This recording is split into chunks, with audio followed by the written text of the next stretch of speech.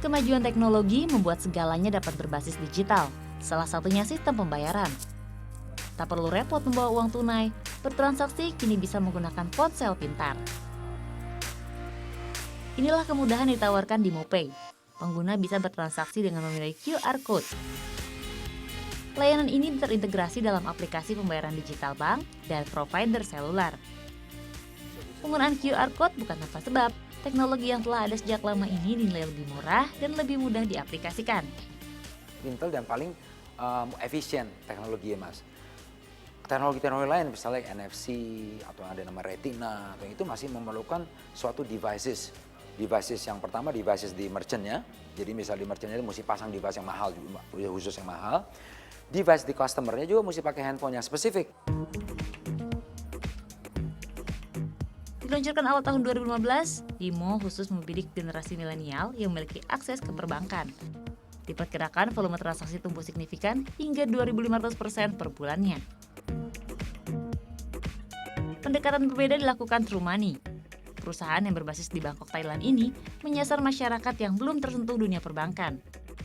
Layanan yang disediakan pun mencakup transaksi sehari-hari seperti pembelian pulsa, pembayaran tagihan, hingga transfer dana. Selain layanan secara konvensional, penyedia yang baru berusia 6 bulan ini juga memiliki layanan syariah. Seluruh proses pengelolaan dana telah diuji dan disertifikasi Majelis Ulama Indonesia (MUI). Iya, dari kolek uang dari anggota, pengelolaan uang kita di dalamnya, di dalam True Money sendiri kita simpan di custodian bank yang apa, terus sampai kita memberikan fee kepada agen dan memberikan fee kepada member, seperti apa itu dilihat oleh mereka. Target pasar Indonesia yang besar membuat True Money cukup agresif berekspansi. Hingga Mei 2016, tercatat lebih dari 10.000 agen telah tersebar di 10 kota besar di tanah air. Survei Bank Dunia menunjukkan, hanya sekitar 36% penduduk dewasa Indonesia yang memiliki rekening di lembaga keuangan formal. Padahal, salah satu cara mengakses layanan non-tunai adalah terkoneksi dengan bank. Namun transaksi non-tunai tiap tahunnya mengalami tren peningkatan yang signifikan. Bank Indonesia mencatat, tahun 2015 transaksi uang elektronik mencapai lebih dari 500 juta kali. Angka ini meningkat 2 kali lipat dibandingkan tahun 2014. Sementara nilai transaksi uang elektronik hingga Mei 2016 telah menyentuh 2,7 juta. Hasil ini melampaui setengah pencapaian tahun 2015. Meski terus tumbuh, kesadaran masyarakat menggunakan uang elektronik tak mudah.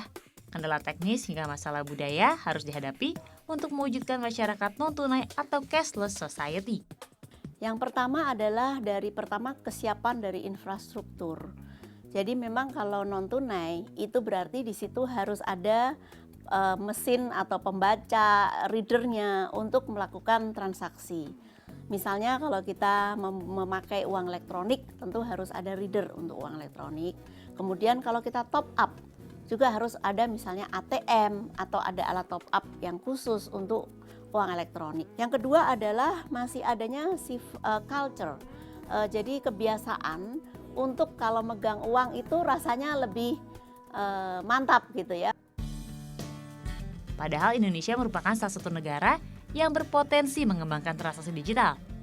Sehingga memajukan infrastruktur pun bisa menjadi kunci menerapkan sistem non-tunai secara menyeluruh. Edward Widiadi, Agus Fahmi melaporkan untuk NET.